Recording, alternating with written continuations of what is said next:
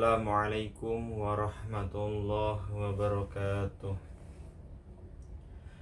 Hamdan wa syukran lillah, amma ba'd.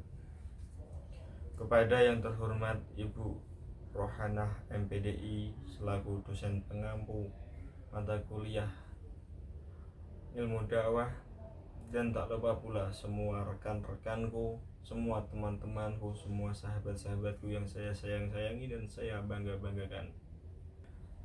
Puji dan syukur marilah kita panjatkan kehadirat Allah Subhanahu wa Ta'ala atas limpahan rahmat serta berkahnya kepada kita semua. Sholawat dan salam kita curahkan dan kita panjatkan kepada junjungan alam Nabi bana wa Nabiya Muhammad Sallallahu Alaihi Wasallam, keluarganya, sahabatnya, dan semua pengikut-pengikutnya. Hadirin yang dirahmati Allah, syarat diterimanya ibadah adalah rasa ikhlas. Bagaimana firman Allah Subhanahu wa Ta'ala dalam Quran surat Az-Zumar ayat 65. Bismillahirrahmanirrahim. وَلَقَدْ أُوحِيَ إِلَيْكَ وَإِلَى الَّذِينَ مِنْ قَبْلِكَ لَئِنْ أَشْرَكْتَ لَيَحْبَطَنَّ عَمَلُكَ وَلَتَكُونَنَّ مِنَ الْخَاسِرِينَ.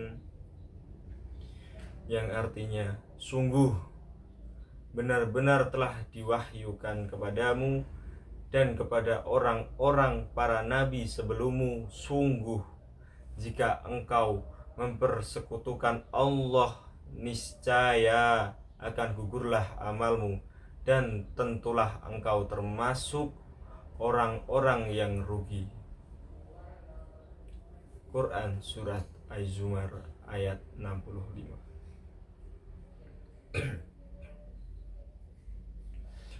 Dengan ikhlas kita tidak akan tersesat ke jalan yang tidak diridhoi Allah Subhanahu wa Ta'ala. Tidak akan menjadi orang yang riya atau orang yang sombong, karena sombong itu adalah sifatnya setan.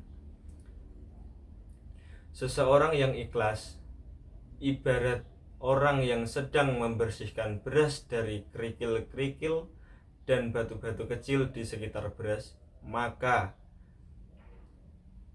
beras yang dimasak menjadi nikmat dimakan, tetapi jika kerikil-kerikil tersebut masih berada di beras, masih kotor, ketika nasi dikunyah akan tergigit kerikil dan batu kecil, maka makan tersebut pasti tidak akan enak, tidak akan nyaman, tidak akan nikmat.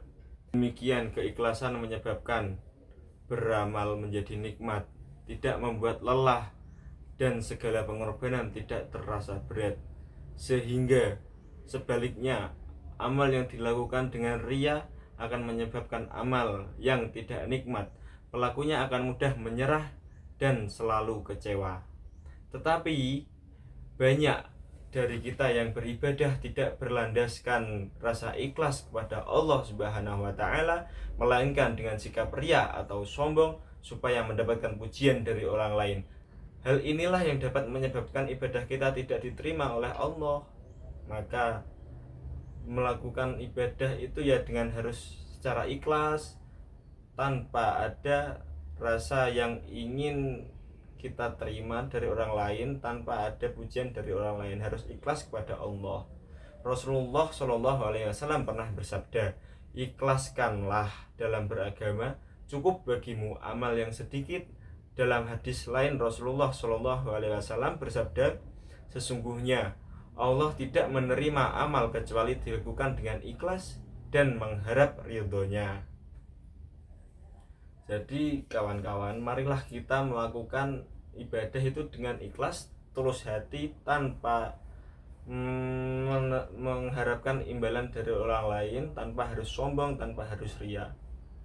Imam Syafi'i juga pernah memberi nasihat kepada seorang temannya, wahai Abu Musa, jika engkau berijtihad dengan sebenar-benar kesungguhan untuk membuat seluruh manusia ridho, maka itu tidak akan terjadi. Jika demikian, maka ikhlaskanlah amalmu dan niatkanlah niatmu dan niatmu karena Allah. Karena itu tak heran jika Ibnul Qayyim memberikan perumpamaan seperti ini. Amal tanpa keikhlasan seperti musafir yang mengisi kantong dengan kerikil pasir, memberatkannya tapi tidak bermanfaat. Dalam kesempatan lain, ia juga berkata, jika kamu bermanfaat tanpa amal, maka tidak mungkin Allah mencela para pendeta ahli kitab. Jika ilmu bermanfaat tanpa keikhlasan, maka mungkin Allah Subhanahu wa taala mencela orang-orang munafik. Dari beberapa contoh hadis di atas menunjukkan bahwa ikhlas itu memang sangat penting bagi umat Islam dalam melaksanakan ibadah, karena tanpa rasa ikhlas dan hanya mengharap ridho dari Allah Subhanahu wa taala, ibadah kita tidak akan diterima oleh Allah Subhanahu wa taala. Lalu, bagaimana cara agar kita beribadah dengan ikhlas? Yaitu dengan cara agar kita dapat mencapai rasa ikhlas adalah dengan mengosongkan pikiran dan menjauhkan perilaku-perilaku yang buruk. Kita perlu memikirkan Allah, sholat untuk Allah, zikir untuk Allah. Semua amal yang kita lakukan hanya untuk Allah. Lupakan semua urusan duniawi. Kita hanya tertuju kepada Allah Subhanahu wa taala. Jangan munculkan rasa ria atau sombong jika dalam diri kita, karena kita tidak berdaya di hadapan Allah Subhanahu wa taala. Rasakanlah Allah berada di hadapan kita dan sedang menyaksikan kita.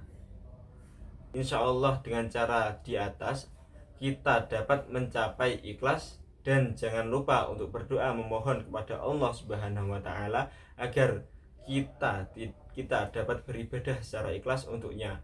Demikian yang dapat saya sampaikan, semoga bermanfaat untuk kita semua. Akhir kata dari saya, Assalamualaikum warahmatullahi wabarakatuh.